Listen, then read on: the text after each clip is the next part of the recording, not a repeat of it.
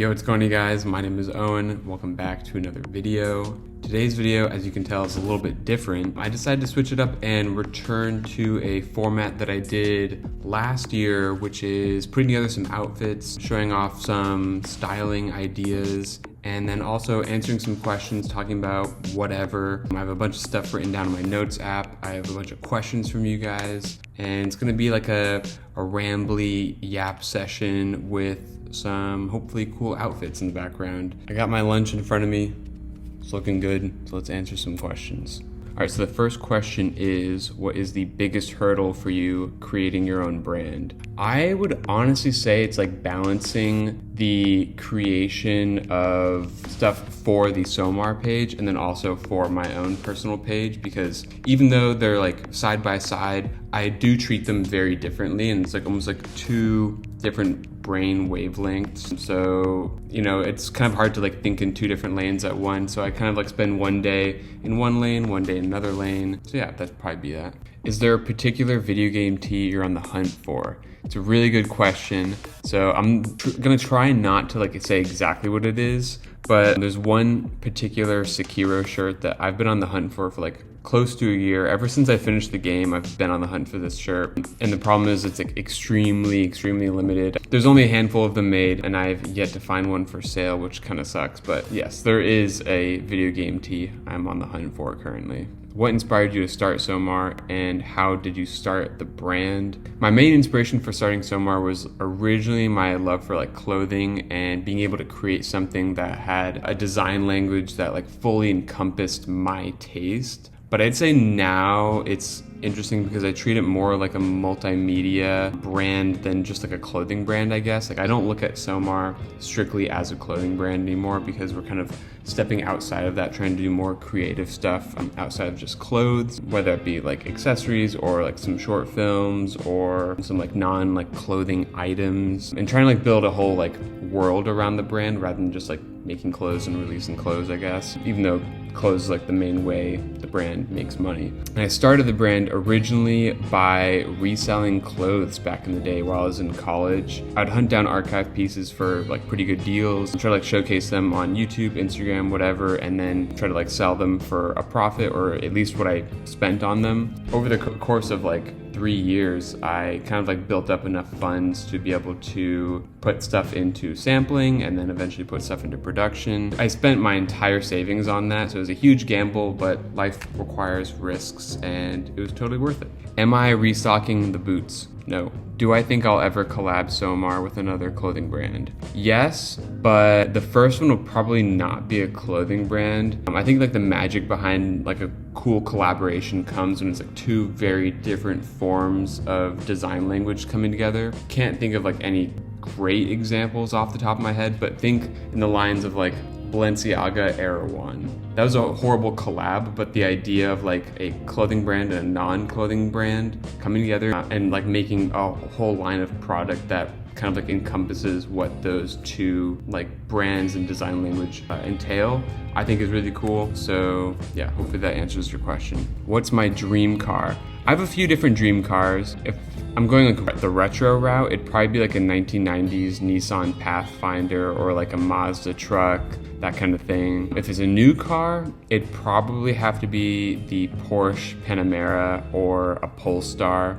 Those are kind of like the newer cars that I really like the look of. Update on the new Somar boots. They are currently being sampled, still a ways away, but they are in development. How do I want to develop my brand? Do I want to expand or keep things small? Definitely keep things small, or like relatively small. I don't see it becoming like any like huge mega brand or anything like that. I still want to like fully run the brand to like the day I die. But I do think I want Somar to become like more of a design studio, or just like a studio. I'm working on multiple different projects outside of clothing. So more of like a production studio house vibe than a clothing brand. Think along the lines of like Jound, how they have like a whole line of product and collaborations that they work on rather than like just releasing a collection every once in a while. I can't think of any other like studios that are, I can't think of any other studios off the top of my head that are doing that, but that's kind of like the direction I want to take the brand in. Keep the team like relatively relatively small, but that does require building like the right team around me, which I honestly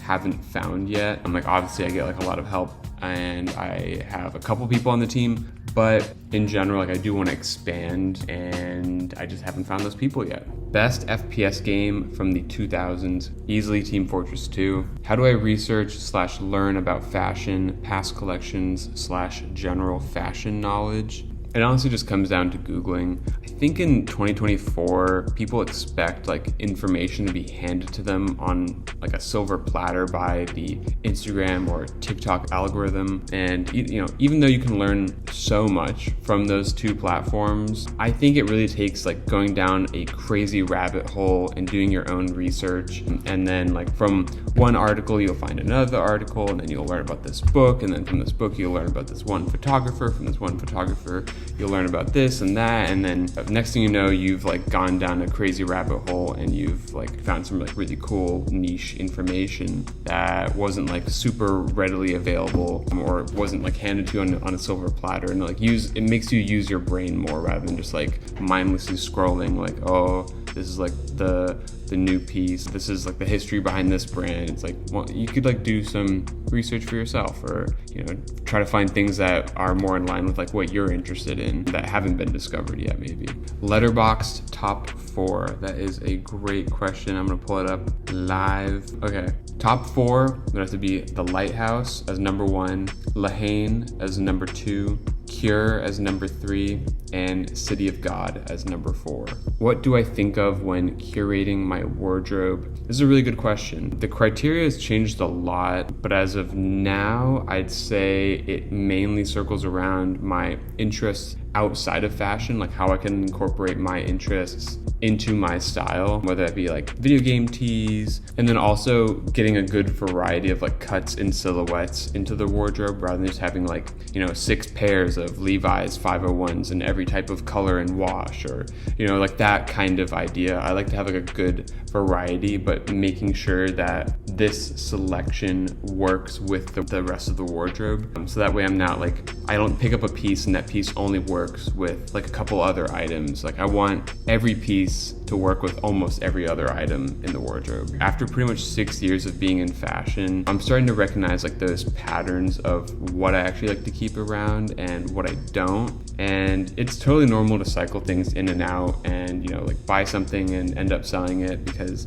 maybe you don't like it as much as you used to. But truth be told, nowadays I pretty much wear the same outfit, or at least like a variation of that outfit, for like at least a week at a time. It's kind of crazy. Like if you see me like walking down the street, if I'm not wearing the same outfit, I'm wearing a slight variation of it, and it just makes life easy. It's what I'm into right now. It sort of like encompasses like this uniform idea without even thinking about it. So yeah, a long answer to your question. Top 3 albums right now, it'd probably be the new Vegan album, the new Fortet album, and then also going back to a classic, Live Love ASAP. I'm on a huge like Clams Casino kick right now, and yeah, that album goes crazy. How many hours do I have in TF2 and who do I main? I actually just recently started playing TF2 again, specifically the classic mod, I think is what it's called. Super fun, but I have 3,000 hours in TF2 and I main Soldier primarily.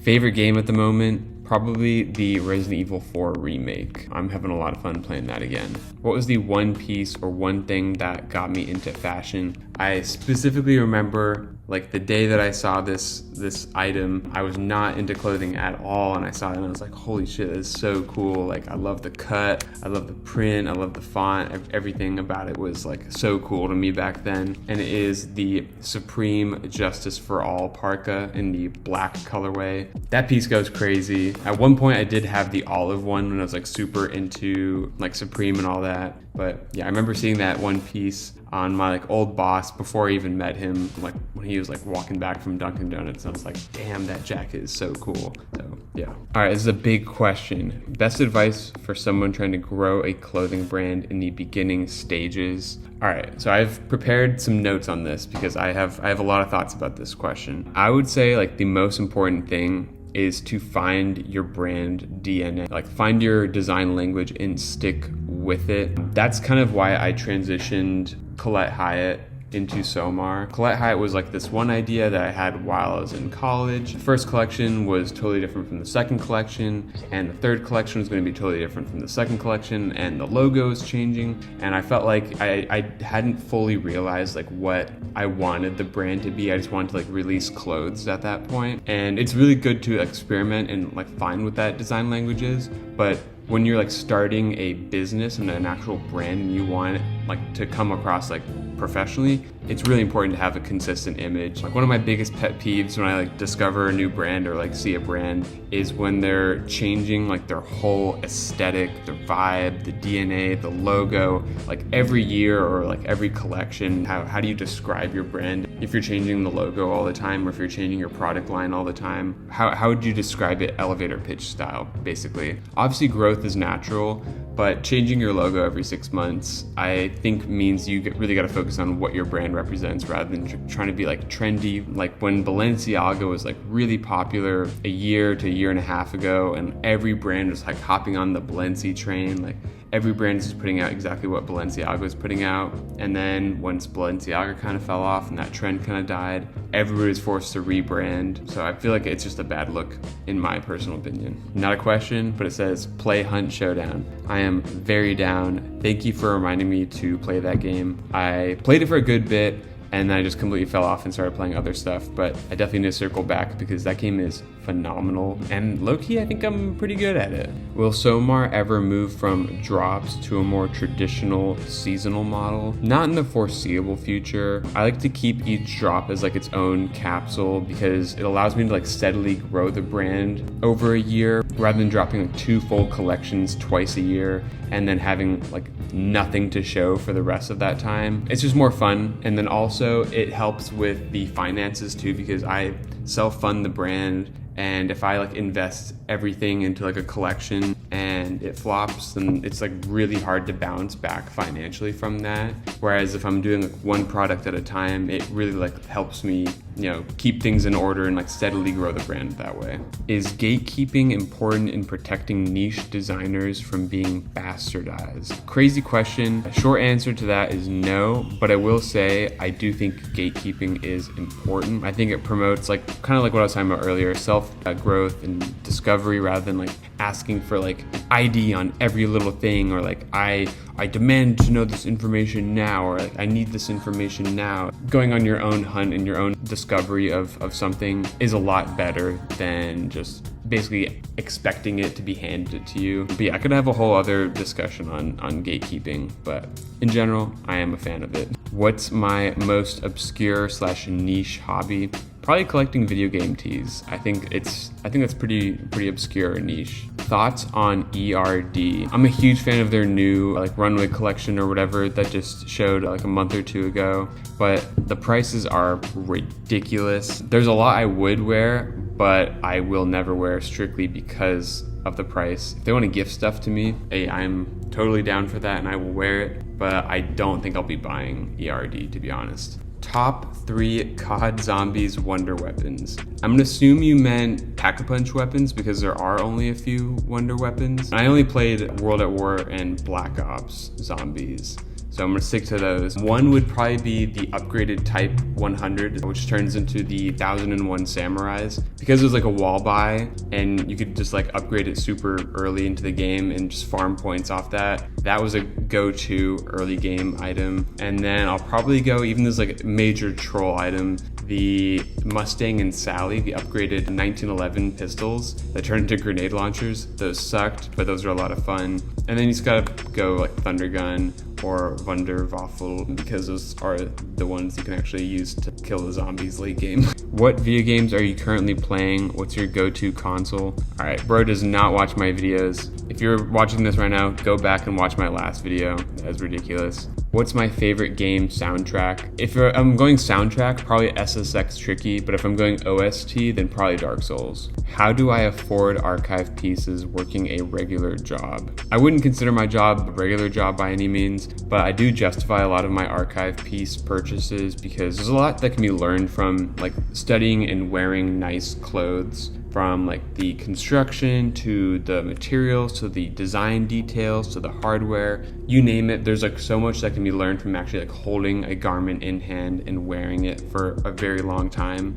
That's how you kind of like learn what you like and what you really appreciate about a piece. But yeah, so if I had never have owned nice clothes, I wouldn't really know how to make nice clothes. Long answer to that. How many products that I design / sample never end up seeing a release? I'd say like 1 in 4 items. There's a variety of reasons why something gets like sampled but never actually sees the light of day, and it's usually just because like the design doesn't translate well from paper to like on body. Like it was like a better idea than an actual garment. Some other things like the cost might be too high. Not that like that's necessarily a problem, but in terms of like where Somar is at, like I try to keep things relatively affordable. Like I know what like people can afford for the most part, and I try to keep things in like a certain range. And if something breaks out of that range, it's gotta be like a really, really special item, and I usually can't make a whole lot of them, especially like this next item that's about to come out. That one was super technical and would cost so much money to make, but it was like something I was so in love with that I couldn't let go. So did produce that, and it is coming out next. What's another reason? Another reason would be like if another brand like beat me to the punch. There's been now, I think 3 items that I've like designed, sampled, and almost produced, but thank God I didn't, because I've been beaten to the punch by another brand. Like the first version of the sunglasses that I did like 2.5 years ago, another brand ended up releasing those before I could. So I obviously couldn't drop those. Honestly, the second version of the boots that I was gonna drop, those have now been released by another brand, so I don't really want to like re-release like the same thing. So yeah, hopefully that answers your question. You should really make an updated t-shirt collection video. You're right, that's a great idea. I should, because the t-shirt collection is looking pretty insane at this point. So maybe that's in the cards for like a spring summer video. Favorite game on the PS2. So the PS2 is actually the first console I ever owned, or technically I didn't own it, but the first console that I ever had access to was my dad's. But my favorite games were Star Wars Battlefront 1 and 2. I hate that the remaster sucked. SSX Tricky, Jak and Daxter, NBA Street Volume 2, I think it was Volume 2. And then a lot of like the Tony Hawk games, like Tony Hawk American Wasteland stands out to me as like a big, like that got me into skateboarding when I was a kid. So yeah, those are my tops. Recommend some great books to read. I have one really great book recommendation that I think everybody should read. If you're interested in like video games and narrative storytelling and all that, you should read Tomorrow, Tomorrow, and Tomorrow by Gabrielle Zevin. Incredible book. That is like probably my favorite book of all time. Don't get turned off by the cover. The cover is kind of weird, but it makes sense throughout the book. But yeah, that's my one rec. If I wasn't doing what I'm doing now, YouTube, having a brand, what's a career path I would go down? It'd probably be something in like the game or film industry, but more in line with like a costume / character designer, stylist. That's like eventually what I would love to get involved in somehow. But obviously currently that's not where we're at, but we'll see. Ooh, another really good question. If I had an unlimited budget to execute one project, what would it be? Easily, it'd be to make a game from start to finish. I've taken a lot of like game design related courses while I was in high school, like over the summers and stuff, but I realized like coding was not up my wheelhouse at all. I was definitely more interested in level design at that point, so I was doing a lot of level design courses. But yeah, making a game, that would be my one project. All right, that is it for all of the questions. I really hope you guys enjoyed this style of video. A big switch up from what I normally do, but hopefully you enjoyed it. If you did, drop a like down below. Subscribe to the channel if you are new, and I will catch you guys in the next video. Stay tuned. See you later.